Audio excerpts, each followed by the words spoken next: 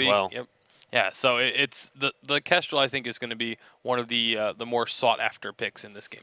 Yeah, based on draft history, Grumpjaw, Baptiste, Baron were kind of the three heroes that they banned away in the first phase of the draft. So I feel like I don't think that's going to change from last weekend to today. So I think those three will be highly contested bans.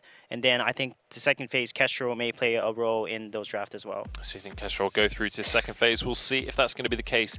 Baron and Vox taken away, which means Grace is given over to NRG, and Glaive will be the answer. So already getting straight through these picks right here, and both teams clearly with a plan coming in. Yeah, I don't like the Glaive into Grace, because Grace counters melee because of her Holy Nova. If Glaive is going to stand around her, he's going to get stunned by her, trying to delete one of the carries. So Glaive is a very interesting pick into that. Sky being banned is very interesting. Sky actually counters Grace really hard, so I don't know why they would ban I think that's just a Sky, respect ban. against Lightning T, I Yeah, assume. that's just a pure respect ban. Yeah, not wanting to go into one of the comfort picks for the side of NRG. We saw that was one of the big picks for the likes of Juan Hernandez as well, I believe, or that might have been. No, yeah, it was one of the top three. Yeah, and we have Grumpjaw open here. Grumpjaw is actually still open and available, so I don't know if they're going to ban Grumpjaw or Lyra here from NRG side. They actually go ban Adagio. Again, this is really weird. Like I said, they normally will pick Adagio over Lyra, and now it looks like they're going to ban Adagio over Lyra, and that gives Echo Fox Lyra or potentially Grumpjaw too as well. So this is a very interesting draft already winding up for us. So a very interesting thing that's just come through communications as well. Supershot is actually going to be playing carry this week. Irwin is unable to play, who is one of our players to watch. It's going to be Yazaru in the jungle and Supershot on carry. So I feel like that changes this matchup quite a lot and puts a lot more focus on Juan Hernandez, because I feel like this is a huge opportunity for him to step up now. Yeah, absolutely. Not having to go against Irwin, who is a very strong carry. You said he was strong enough that we chose him as the player to watch because he's been doing so well for his team. But this also just puts even more pressure on the rest of Echo Fox to now step up and perform. Well, Black Feather is going to be a lock-in coming through for NRG here. Which is interesting considering Baptiste is still open, that they go for that Black Feather. Seems like that's a comfort pick more than anything else. Lightning T loves the CP Black Feather here, and I feel like they can round it out with like an Idris, for example, or even Jewel. You know, Juan Hernandez has been known to play that Jewel, so they could round it out with those picks. But I feel like out of those heroes, oh, actually they're going to go with the Kestrel. And I think this may be a weapon Kestrel, I assume, with the CP Black Feather. Yeah, I mean, you got Juan Hernandez, right? He played a lot of weapon Kestrel last week. It's something that's kind of becoming solid meta here in North America, where you take that weapon Kestrel to lane, and the damage late game is terrifying to deal with. So yeah, we'll see how he's going to use that one to affect. However, a good Glaive though, with an Afterburn and then a Vanguard, it just completely can shut down a Kestrel. And we've seen like PT Lamb do that, and a lot of solid Glaives just completely shut down Kestrels. At the same time, though, a really good Kestrel can completely shut down the Glaive, who tries to get in with the Afterburn if you can get the active camo stun off. So it's much easier for the Glaive to get the shutdown in that situation, yeah, but it's there super is hard to predict an Afterburn. But if there is the possibility for it, though. I feel like every single time we talk about Kestrel counters of things, we go, however, Kestrel super high skill cap, and you can just outplay anyone. That feels like a running theme right now. It's also just if the Glaive goes after Black Feather, then it becomes actually fairly easy for Kestrel to set that up. And Baptiste has the last pick. Yeah, Baptiste going to round out this composition for Echo Fox. These are interesting compositions, it has to be said, but I feel like NRG's is closer to the meta, but they're all kind of meta picks though. Nothing too crazy really on the scoreboard right now.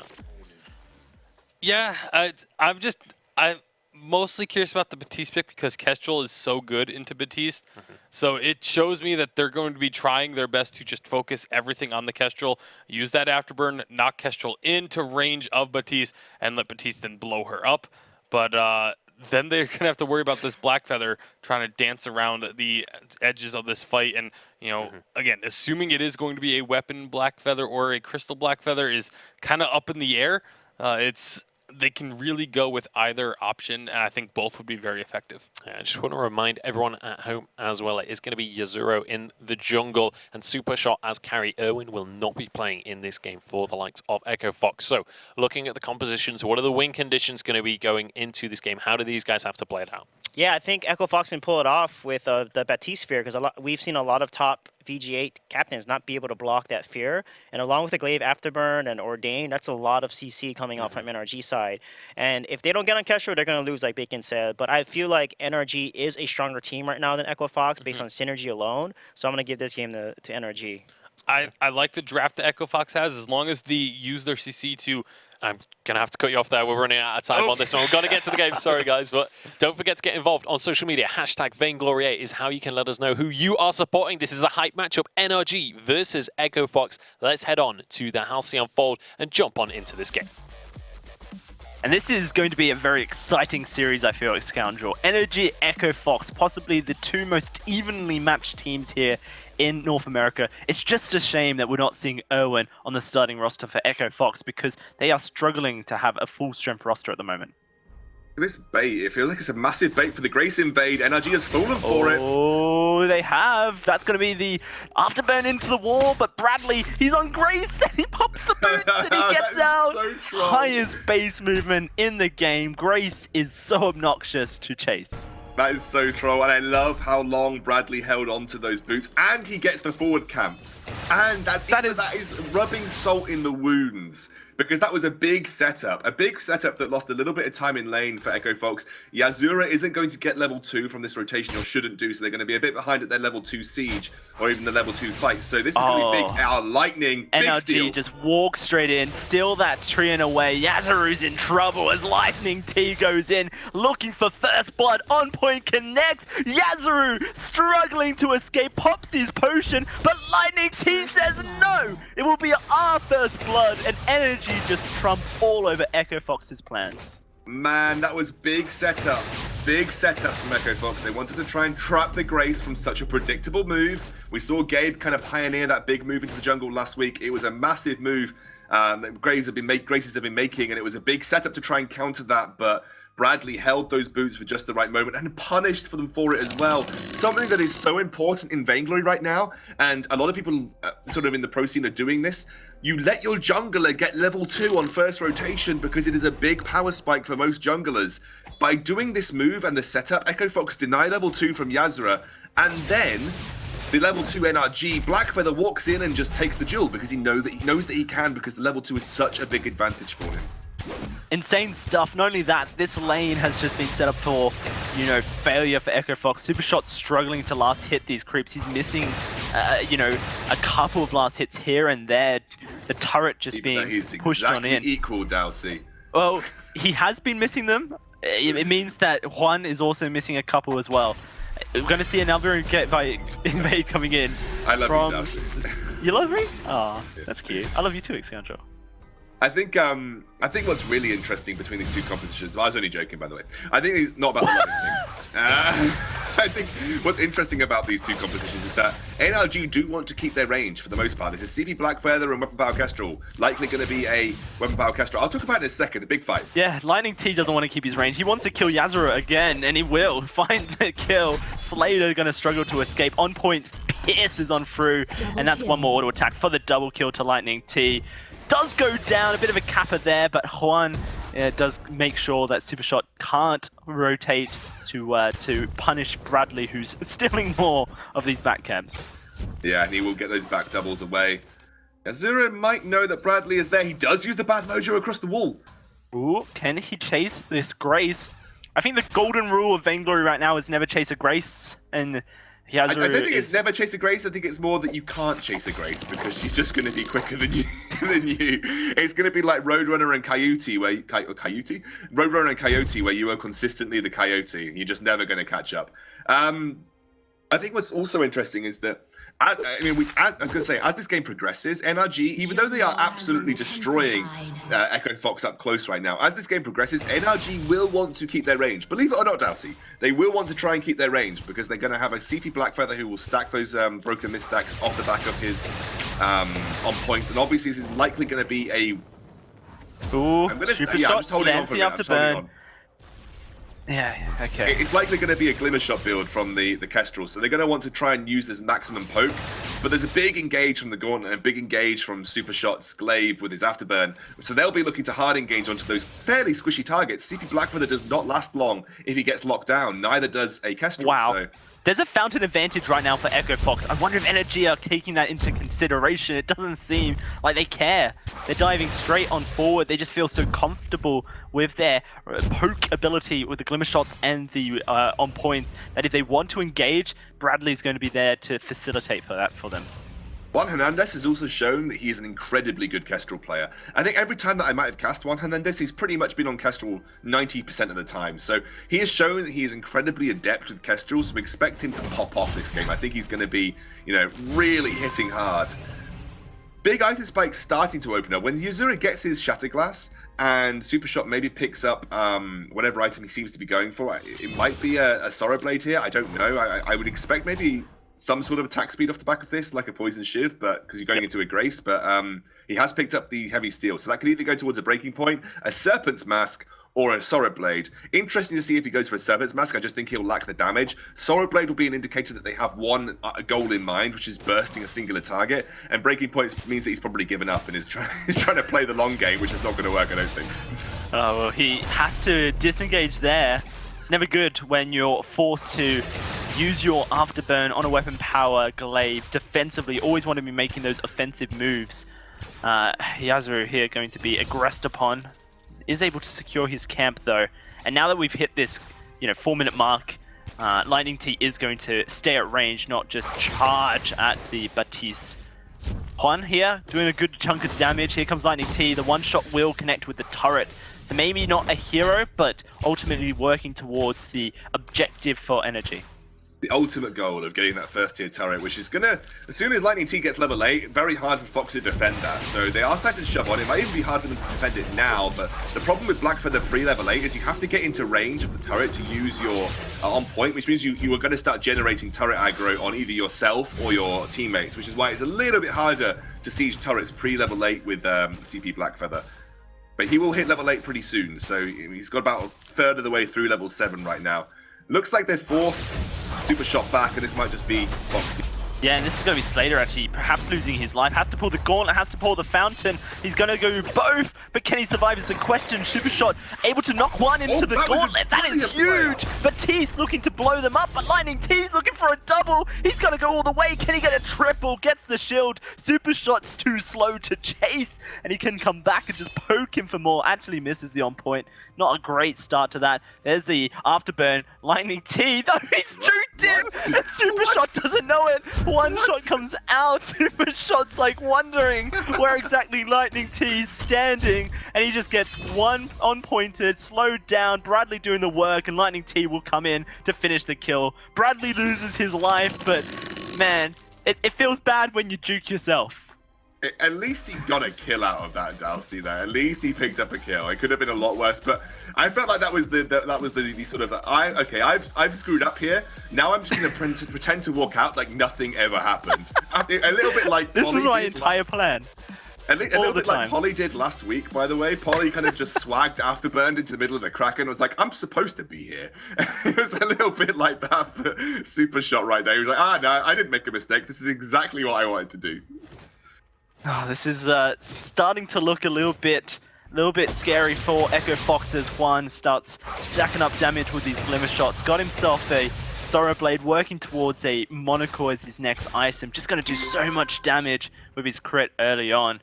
Echo Fox, they're going to have to really be hitting these gauntlets, trapping Juan down, and making sure they blow him up with the Baptiste as well as the Glaive. NRG start up the gold mine and they move back. That's a tension bow completed. Juan's going to hit like a truck, and Super Shot's already tagged right down. Good use of the Ordain does slow down any engage from NRG. The one shot will connect with Yuzuru. That's a lot of damage, and on point as well, just to show him that he loves him. NRG can go back towards this gold miner, I think. I don't know. I'm not sure how many times that I felt loved by getting hit by a Shatterglass almost broken myth on point here. Looks like Super Fox are trying to go for the steal, but I think that's... Beta? He's just gonna suicide for it? No, he decides he's not going to suicide for it. Okay. Echo Fox clearly had something in mind there at Scoundrel, where they were going to, you know, blood for blood, afterburn at the same time, and yeah, it just crumbled. trying to go for a burst steal, especially with the tension bow hit from Glaive. I think they were just trying to go for a big burst steal, but you are going up against a tension bow and a on point on the you know, big hitting on point right now for Lightning T. So I mean, I would be surprised if they could outburst the combined force of a tension bow, glimmer shot, and the on point from Lightning T. So big item spikes and big level spikes being hit, by the way, Dalcy. This is going to be what it looks like a glimmer shot focus build from Juan Hernandez. He's working towards what could be a tornado trigger, which means he's a little bit more reliant on than the double Tyrant's Monocle build on his basic attacks. And Lightning T obviously has finished his Shatterglass and his Broken Myth. He's also level 9, so it's at that crucial point where on-point range has been extended, so it starts to hit from very far away. Oop, Lightning T dancing around in an Ordain. Look at the damage coming out from the on-points glimmer shots. Lightning T, though, jumps a little bit too far, and that's going to be him dead. One looking to clean up the fight, looking for the auto attacks. Yasuo taking a lot of damage, but an Ordain will keep him in place, and in place he will stand as he snipes away. One shot's available, but it won't find a target. Good guess, but not good enough. A little bit odd that he would go for that spot, considering they had a scout. Oh, it's red. Never mind. But I'm colorblind, Scoundrel, and I also love you. Thanks, bud. I think you're starting to see now how powerful this NRG composition is when it gets towards the later and mid stages of the game. This point for CP Blackfeather, this is where he's at his strongest. You know, he's got the ability to stack from range. It's very hard to respond to a CP Blackfeather at this point, and he just stacks those Broken Myth stacks using his on point, and then goes in looking for the executing kills with his A and his C. At this point, Juan Hernandez now got a bit of critical strike. He's overdriven glimmer shots so they could benefit from critical strikes. So he's hitting like a truck with that tension bow too. And this is another one of those situations where you either get Baptiste to late game and you're just like, okay, Baptiste, try and win the day with your ultimate, and then obviously stack with your bad mojo, and maybe you can just outright burst them from range and then we don't have to worry. Or you're kind of out of luck for Echo Fox, in my opinion. Certainly feeling a little bit like that. Yasuo does have his clockwork, so can certainly spam abilities. Currently NRG setting up to take this Crystal Sentry. This is a bait. They don't have vision of Fox, but where is Super Shot? It's 2 men going in. That's a Crystal Sentry going down. Super Shot's coming around from the back end. One, very low, very vulnerable, but he gets knocked away from his team, from Echo Fox, and that's going to be Slater having to force a Crucible to stay alive. Echo Fox want the re-engage, but so do NRG, and the one shot going to make things difficult for Yasuo as he takes so much damage from these on points. Goes down to the Black Feather. Super Shot the next man, and one has the card in his book, and that's just going to be a lovely snipe to finish the job. But ace for NRG. If only Super Shot had knocked one into his team rather than away. Yeah, I actually would have turned around and said, okay, he probably just missed Juan Hernandez. He should have knocked Lightning T into the team. Because he had the opportunity to, I think. He could have knocked Lightning T directly into the team. He's still a CP Blackfeather who is sitting on very little defense right now. He's still quite easily blown up if you get the opportunity. Even so, you might have forced him to use a defensive C. It was a lot better than knocking Juan Hernandez away, that's for sure. So I think I would have been, if I was in that situation for Super Shot, okay, I missed Juan Hernandez. Now I knock Lightning T in and see if we can get anything done with that. That would have been my first impression about the way that the fight should have been played out, because it was a perfect flank position. If anything, I think Super Shot waited a little bit too long to pull the trigger with the afterburn, because as soon as he saw Juan Hernandez out of position, could have jumped in, tried to get the burst with that tension bow and the Sorrow Blade, and said, okay, do you have an answer to it? But, you know, because if he'd knocked Juan Hernandez even into the wall, Dalcy, you saw how low Juan Hernandez was. He was probably one basic attack from going down. Yeah, no, I agree. These fights have been close. It doesn't feel like it, but NRG have been going right down to the wire as far as health is concerned. They can be punished, and it's going to be a great afterburn. Juan's trapped, gets out, but can he survive? The heal comes through. Holy moly, Lightning T doing the work! Gets the kill onto Juan, and the one shot onto Slater does connect. Lightning T should be able to finish the work job. He has a fully stacked Broken Myth, and Slater is none the wiser. And the ace comes out from NRG. A good start to the fight for Echo Fox, but they just feel too far behind. I think you're right. That was the perfect situation. Echo Fox actually executed that fight incredibly well.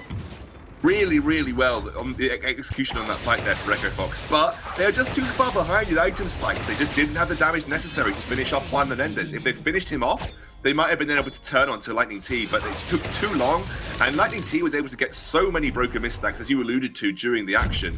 The broken mist stacks that he was able to pick up allowed him to completely destroy Batiste and Supershot, who, by the way, Supershot, no shielding, goes down in an instant. And I think Yazura is now working towards Aegis, but even now, then, against 9 broken myth stacks, tier 2 shielding still feels like you've got nothing.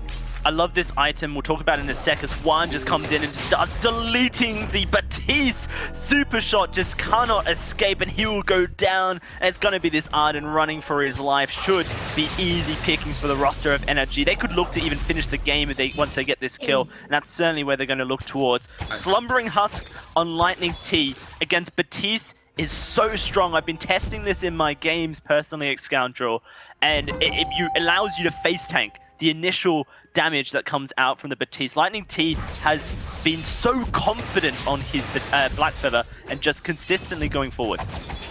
Absolutely. They are looking to finish. I don't know if they're going to be able to finish just yet, then I'm going to have to back off. Box were up in time, and Crystal Sentry respawning did make it a 4 versus 5 that NRG were not prepared to take. Do you know what I also like? The 4 versus 5. Sorry, 3 versus 4. And do you know what I also like on the Lightning T and Bradley? The Atlas Pauldrons. Now, you might look at the Atlas Pauldrons and say, why? There's not really any attack speed. You know what it's really good at doing?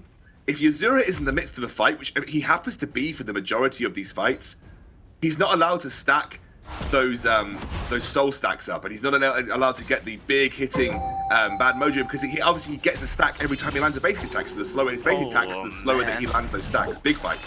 Big fight. 1 dead, 2 dead, and now it's going to be a 3rd. Good fear. He might actually be able to turn this if he can dodge out some on points. It doesn't seem likely. The heal comes out as well from Bradley, and that's going to be Yazuru taken down to the barbershop and given a snip by the on point. Lightning T kills the Crystal Sentry, 1 turret remaining, and it's at half HP. And I think that's a pretty understated statement there, Scoundrel. If you slow down the auto attacks on the Batiste, then less time for him to spam those empowered bad mojos. Exactly, and obviously we know that bad mojos can stack those soul stacks, but obviously it's very important also if you're in the midst of a fight using your basic attacks, and Atlas Pauldron kind of shuts that down. Another fight fighting out again. Yeah, this one's over the Vein Crystal. Slightly important, and Echo Fox is seemingly winning it as Lightning T stuck in the midst of it all, doing a lot of damage, dancing around them. One shot comes through, but it doesn't quite connect. He will find the kill. This is insane damage coming out of Lightning T as he just walks around, but eventually dies. And it's going to be Bradley walking, I think, the team out, as perhaps one walks into the base and looks to finish the game. Here he comes, Glimmer shots raining down like hellfire, and Juan will be forced to walk away, it seems. Can't quite go up to the Vein Crystal. A Batiste and Glaive pretty good at defending that.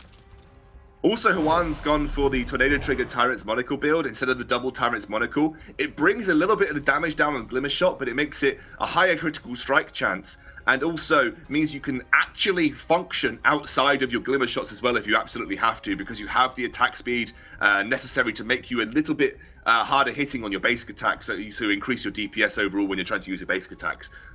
This is a slight variation on the other Kestrel build where you build double Tyrant's Monocle instead, and you are pretty much 100% reliant on landing your Glimmer Shots. This means Juan Hernandez has 2 options when it comes to fighting in team fights, and I really like that because it gives him versatility, especially when you're going up against a dive composition. It means that sometimes when you're going up against a glaive, you don't want to be stuck in the middle of a Glimmer Shot animation. You don't want to be stuck taking hits from a glaive while you're casting Glimmer Shot. You want to be able to kite backwards and use those basic attacks, and that's what Juan Hernandez has been able to achieve. Big Holy Nova.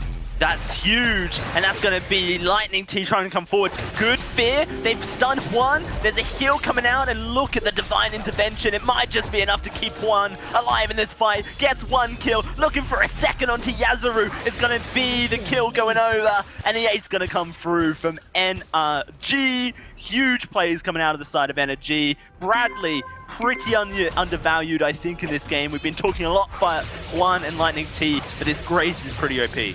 Yeah, Bradley's hit some big Holy Novas this game, and again, it's something that we kind of touched on it and when fights were being engaging because of how good they were, but I think we understated how much of an impact Bradley had this game. Again, bring this back to level 1. You know, you lose that level 1 fight because you had to share experience. You didn't get...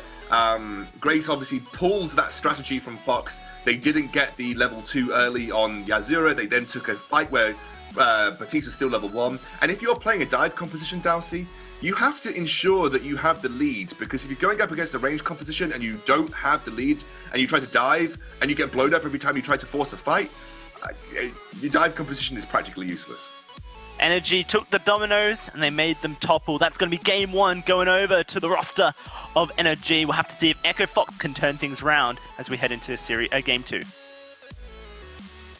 NRGG 23-7 scoreline at the end of that one, and like the start of the game wasn't as one-sided as that scoreline looks, but as the game progressed, it just seemed to be going more and more in favor, to the point where at the end of the game there was almost a 2v3 coming out from Lightning T. Like, you know, when you get to that point, it's got to be soul-crushing if you're Echo Fox. Yeah, it's so difficult to really do anything at that point. You're constantly falling behind, further and further behind, but you're thinking about those previous fights where it was so close. You were so close to turning around. You think, okay, this is going to be the one where we pick up the team fight victory, and it just continues to slip further and further out of your grasp.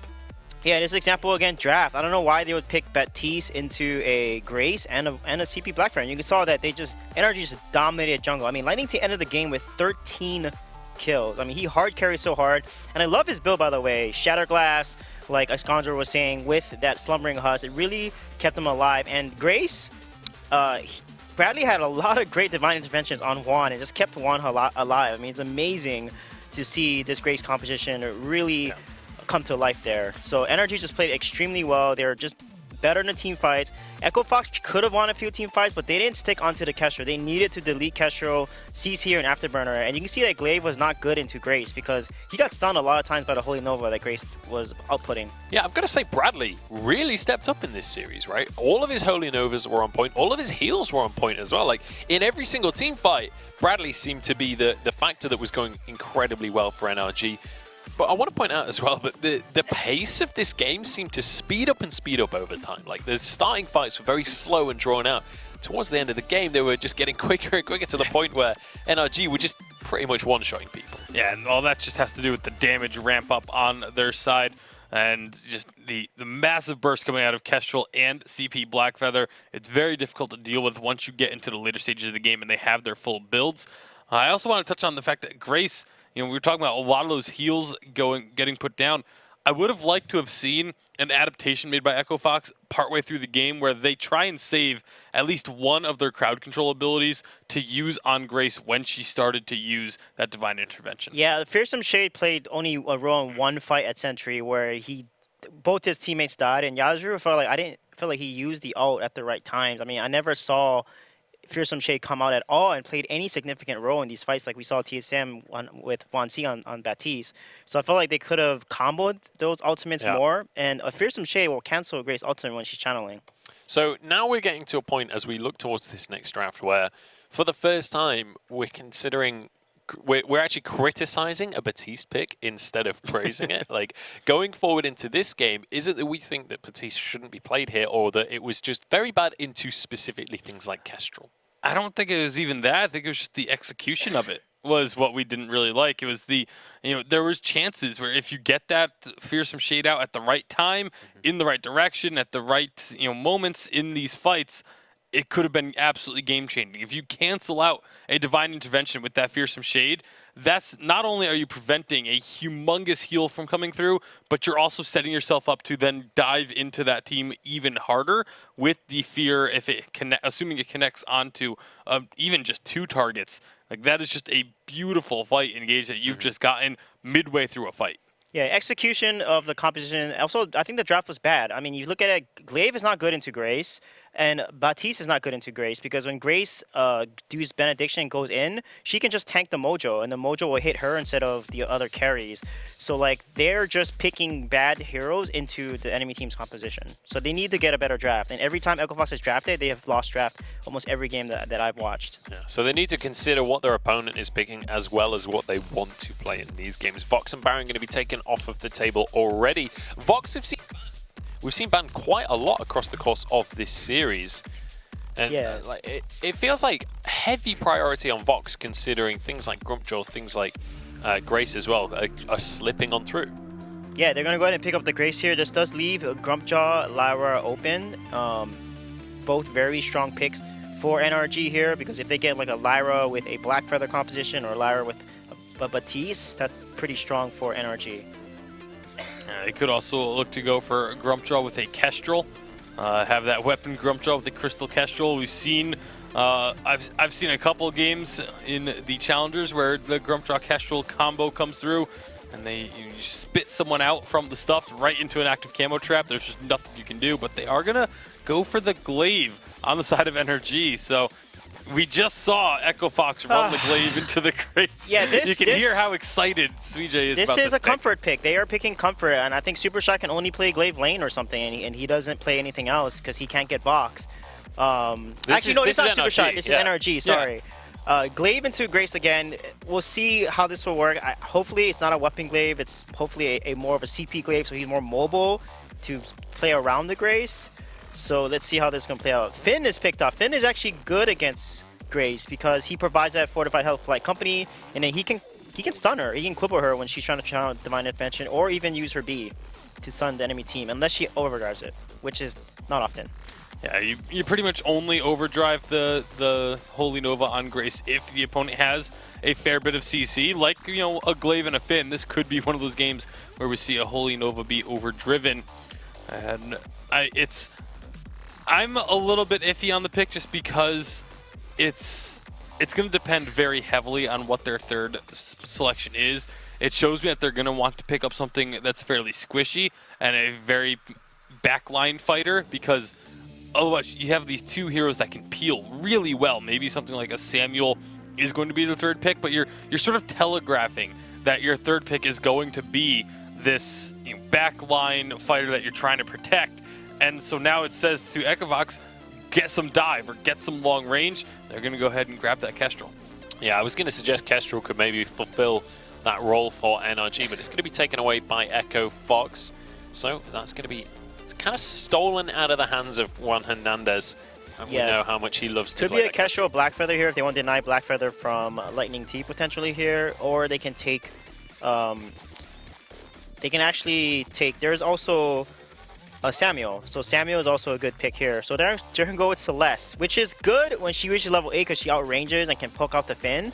But double squishing into a glaive, and if they pick like another quick assassin that can get on both these carries, then Echofox is going to be in trouble here. So let's see what NRG is going to decide. We'll see what they're going to go with on this one. Taka probably, to I finish bet. off the competition. I would actually really love to see a Sky for Lightning T. It's just a It's hero. banned. It is. Oh, it is banned. Yeah. Right. So, but I'm Taka just would not be used to interesting. Sky being banned. It's Yeah. only banned against Lightning T. That's why. But It's not often that you see Sky bans coming through. In fact, looking across the bans of this game, it's interesting. Grumpjaw is still open. If the Glaive went into lane, Grumpjaw could be something they went with. That's true. Batiste also wide open as well. Scarf. Scarf is creeping in, man. Scarf is like I the tell you, pick these to watch drafts, right man, now. these drafts are so off meta. It's going to be fun to watch. There's definitely some interesting traps happening right now. Glaive and Scarf alongside a Finn, and then you got Celeste Kestrel alongside Grace. Pick rate up to 10% for Scarf right now and a 50% win rate. Well, I'm a big fan of the Scarf pick. We'll see whether it's going to pan out for these guys. What are you guys thinking about these compositions? I'm thinking that they're very interesting compositions. That's what I'm thinking. But I like the engage ability of NRG with the Glaive. If they can knock either the Kestrel or the Celeste out of position and then just throw down a goop underneath them, there's not really many options for escape for those two heroes. So it's going to rely very heavily on this Grace to be able to keep them alive. Well, I mean, if you've got to rely on a Grace, you're probably in a good spot because Grace is pretty reliable. Suijay, Oh, so Finn is big and tanky. He can absorb the glimmer shots that are coming out from Kestrel, and all the NRG needs to do is neutralize either Celeste and Kestrel, and they're going to win the fight. And like Bacon said, a goop with a glaive afterburn is going to be detrimental. Yeah, it's going to really burst through health bars, and it'll be a real struggle to deal with that. We'll see how this one's going to pan out. I want to get your predictions coming on into this one. Do we think NRG can finish this out 2-0, or do we think we're going to be going to a third game? We'll start with you, Bacon. Celeste is not going to be able to pressure the Scarf in the early game. Scarf's going to get to late game. When it's Scarf in late game, Scarf wins. So is that, give me a straight up 2-0 or? Yeah, NRG. NRG. Yeah, because okay. they're not going to be able to pressure the Scarf. I agree. On top of that, Grace, when she goes in with the Benediction, she leaves open both carries for a range, and then Glaive can just off the burn past her and get onto Celeste or Kestrel. Grace does not work with this composition. You need someone to dive with her. Okay, well, we'll see if that's going to be the case. 2 for NRG on this one. We want to know who you guys are voting for as well. Hashtag Vainglory8. Let us know your opinions of the matchup. But it's time to jump into the map potentially one last time. We'll see. But it's NRG up against Echo Fox. Almost seems here, Scoundrel, that you could swap the captains to the opposite compositions and everyone would be slightly more happy, because Finn generally likes to go with 2 ranged, Grace generally likes to go with, you know, a dive buddy, and both these compositions have kind of reversed the captain choice. I'm going to throw something out there that I think is a little different. I know it's not often that I like to disagree. But I think Grace actually holds a lot of power as a peeling captain as well, especially if you use that Holy Nova, especially after the afterburn comes through from the Glaive. Wait a second, Bradley. Bradley doesn't steal it, and now he will pop his boots and become a fast Finn. So Bradley loving his boot start on his captains. I like that move from Echo Fox, because if you start the Elder Treant, you basically eliminate the prospect and you move back towards the backside of the jungle. You basically eliminate the prospect of having to get locked into a level 2 duel. And that is, I think, after last game, something that Echo Fox didn't want to find. So they basically eliminated the prospect by getting a 3-man Elder Treant in the mid. That means that you don't get locked in the middle at level 2. And you don't actually get punished too heavily for it either. So they sort of basically took a very safe way of starting this early jungle. I think people often forget that, yes, Grace is supposed to dive, but she's also pretty good at getting directional Holy Shields and obviously full Holy Shields onto very key targets. If you use your A when the Glaive looks to go in, then you could essentially limit damage that Glaive can do in those kind of situations. Oh no, Slater. Slater's just face-checked a bush that he did not want to be part of, but that shield has kept him alive for now. The Spitfire connects, but he's gone, and a core collapse onto 1 means he is a goner. Super Shot finds the snipe with the Kestrel, gets him back with his own champ, and that's going to be Echo Fox taking first blood. Yeah, actually, Slater did a really clever move. He used his Benediction onto a minion to get him out of there. And obviously, like you said, the full Holy Shield able to produce enough damage to keep him alive through that period. And again, I think people are underestimating how impactful Holy Shields can be at protecting key targets. That's a 40% damage reduction before any CP has been built. And if Slater does decide to pick up a Shatterglass, you get an even further percentage damage reduction. So I think, you know, the directional Holy Shields from Benediction and the full Holy Shield from the Divine Intervention, they should be respected about the amount of damage that they can sort of limit onto targets. It'll work similarly to Polite Company in a way, the way that it's just going to be limiting damage onto those key targets. Also, you've got to remember that you want to group up around a Finn, and that's a really good way for Celeste to get good value, good value supernovas out of her Heliogenesis. True. I think that there is a potential perhaps for Slater to play this Grace a little bit differently to what we've been seeing in competitive, make it work. Either way, Bradley is going to take a huge chunk of damage, and a great Holy Nova going to lock Lightning T up. He dives back in, but that may be a problem because Yazaru's coming in, and Core Collapse is going to catch him. Yazaru says no, buddy. He jumps on his broomstick and curses a spell onto Lightning T. And again, that is another combo that we haven't yet talked about, that combo between Holy Nova and Core Collapse. If you can land it, even if you can land a Weapon Power Grace, so a Weapon Power Kestrel, small stun from the active camo, there are plenty of combos to be had here from that side of Echo Fox. I genuinely don't feel that this is as bad for Echo Fox as we might have thought coming out of the draft. You can peel with Grace. You can look to be aggressive with a Celeste and a Kestrel. Grace can tank a lot of damage with those full Holy Shields. She becomes almost impenetrable fortresses at some points, even though we don't have that fortress in the game. But, you know, she becomes very hard to take down if you manage to maintain those Holy Shields on her. So let's not count it out just yet. Yazaru's counters and ganking timings have been perfect this game, and he's coming back into the lane, so I want to see what he can do. Here is one as well. It's going to be that dive on in. Yasuo holding his side. Can he land a core collapse onto a key target? He's got the damage, but that's going to be Yasuo losing his life there as Slater not quite able to find a combination with that Holy Nova. Does go in, knocks up 2 of course. You can't knock up the Finn, so it was pretty much a 3-man knock up if you want to count it like that. And that will prevent any dive potential, I think, out of NRG. I say that though, never mind. Super Shot does get ingressed upon. He's going to pop that active camo just to his death. Slater trying to find a return kill. Doing the damage though, Lightning T. He's going to go down to the wire. Oh, it's in. It is the return kill. Both want to attack each other at the same time. Yasuo comes in but doesn't have the range. Hasn't quite got his overdrive on his Helogenesis yet. And this game is taking a turn for the weird at the moment, Scoundrel. Yeah, once Yasuo gets his Frostburn, he'll be able to chase down the likes of Bradley and potentially be able to peel against Lightning T where possible. But I think that one thing that you always do need to do against a glaive is respect the potential of the afterburn. And there was 2 times there that Fox did not positionally respect the fact that glaive could make those kind of afterburn plays. They don't have the kind of composition that can dive onto the scarf in the backline, so they always need to remember that. You know, you're not likely going to achieve success as this Echo Fox composition by diving onto scarf. What you do achieve success is by waiting for glaive or putting glaive in a position where he can't find easy afterburns and actually utilize the range that you have, especially post level 8. You've got very good range with the Celeste and Kestrel post level 8. You should always know that you've got a good way of sort of grinding out team fights without having to full on commit to an engage. Right now, we are just going to see Echo Fox go back to farming.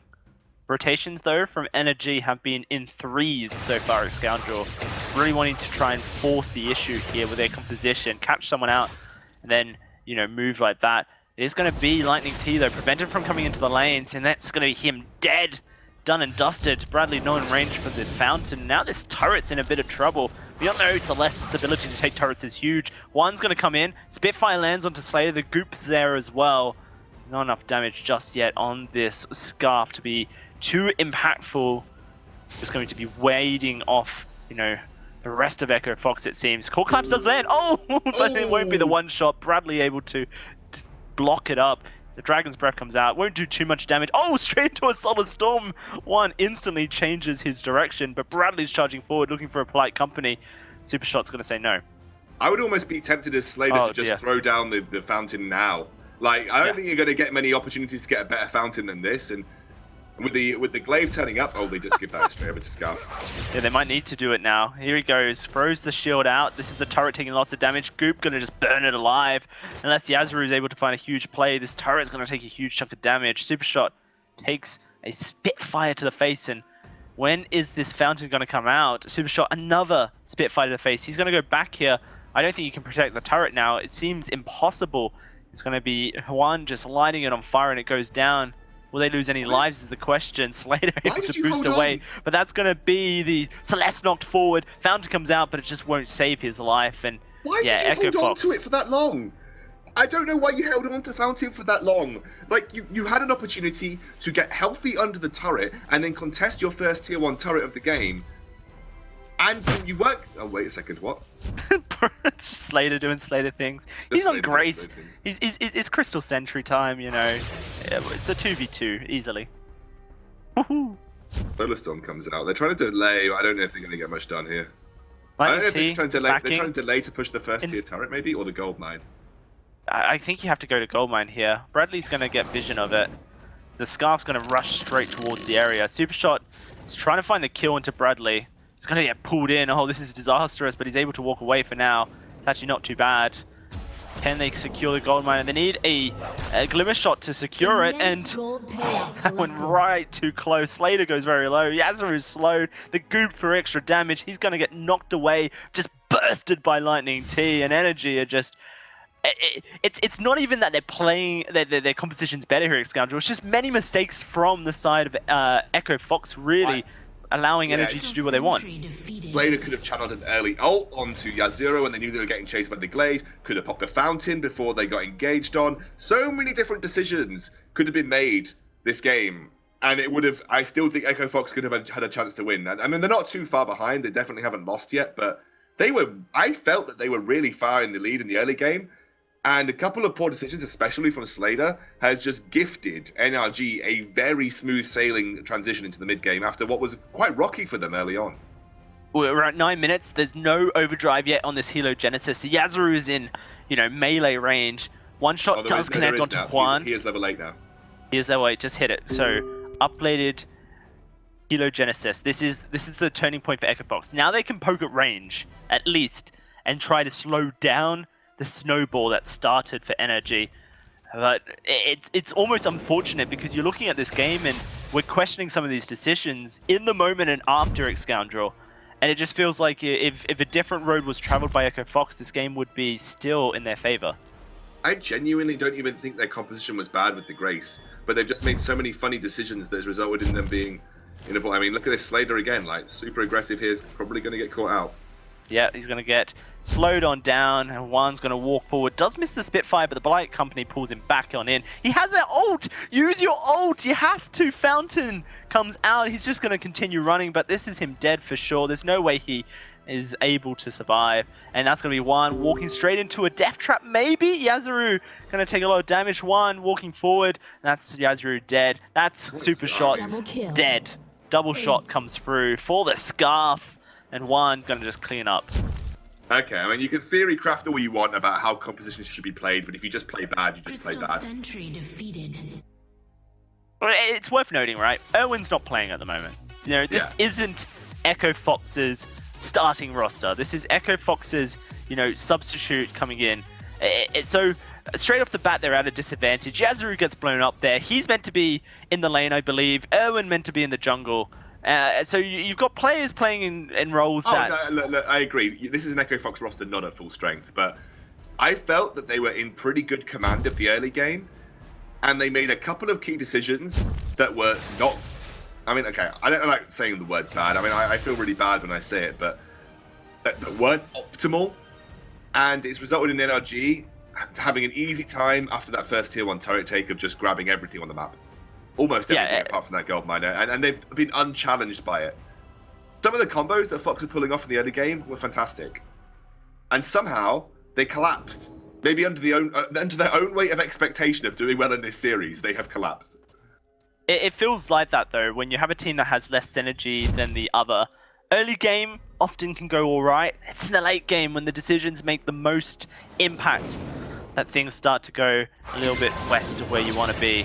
Currently, NRG just baiting out Echo Fox, trying to pull them into a position they don't want to be. This gold miner going to be started by Lightning T, easily can solo it, of course, on the weapon powered glaive, and with a bit of a goop from Juan, it's going to go down in just a pinch. Also note that Juan has gone for the Eve of Harvest over the Broken Myth as his second item. Gives the ability to spam those Spitfires from range against a double range composition. It's important you don't run out of energy. You want to maintain the fact that you're going to have a good way to respond to range by having those Spitfires on board. And, if he does get caught up by the Frostburn, he's got the ability to turn and generate a lot of life back by landing goops or by landing a big Dragon's Breath. So went for that second over the Broken Myth. Does limit their damage output, but when you're this far ahead, doesn't really matter that much. Currently, Echo Fox trying to defend their choke point turret here. The goop burning it away. That's going to be a huge pull-in. Slater going to get stunned on up. Look at the damage going down. He's trying to dance around. Wall treads to escape. They've already done a lot of work. Divine Intervention used onto Yazaru so he can stick around and try and help with this siege. Juan takes a lot of poke. But he's alright for now. There's still a fountain on the side of Bradley. And this turret is just falling. Echo Fox, unfortunately, have lost Fuji as their coach. You have to wonder what impact that has for the team, losing someone that a lot of people expected to be the turning point for them. Yazaru getting knocked out of position is alive for now, but it goes down to a Spitfire and an auto attack. And Supershot just can't lay down the damage. Lightning T's just charging at him, and that's going to be a triple and an ace for Juan on this Scarf. Well, there we have it. Looks like it's going to be a clean 2-0 for NRG at 13 minutes. They are pushing down these Vein Crystal turrets. And I don't even think if the response from Echo Fox is going to be quick enough. Nope, not even got all members alive. It's going to be a quick Vein Crystal take by NRG to close the series out 2-0. Very clean stuff from NRG here. Able to pull it over their opponents. But, you know, I think the good, like if you're going to have a silver lining out of this Excalibur, there's potential out of the Echo Fox roster still. You know, if they clean up their act, if they clean up some of their odd decision making, then potentially they can take games like this when they probably should have. Absolutely. I think, look, if you look at this game for Echo Fox, there was a good 5 minutes in the early game where they were making some really solid plays. They were making good combos with the Grace and the Celeste. They had good pressure on their first tier 1 turret. It all went down to that defense of the first tier 1, their own tier 1 turret for me. I don't know why Slater held onto the fountain. I don't know if he was looking to bait, but he would have been better off popping it and giving them a healthy platform to defend that tier 1 turret from. But he didn't, and then they lost it, and it snowballed out of control. NRG going to cement themselves on the North American ladder, getting another 2 points here in day 1 of this week. Over to you guys on the desk to break down that series. Huge victory there for NRG. They're able to push that to a 2-0 win in the end, and that means they're going to move on into our semi-finals. So congratulations to NRG. Commiserations, though, to Echo Fox.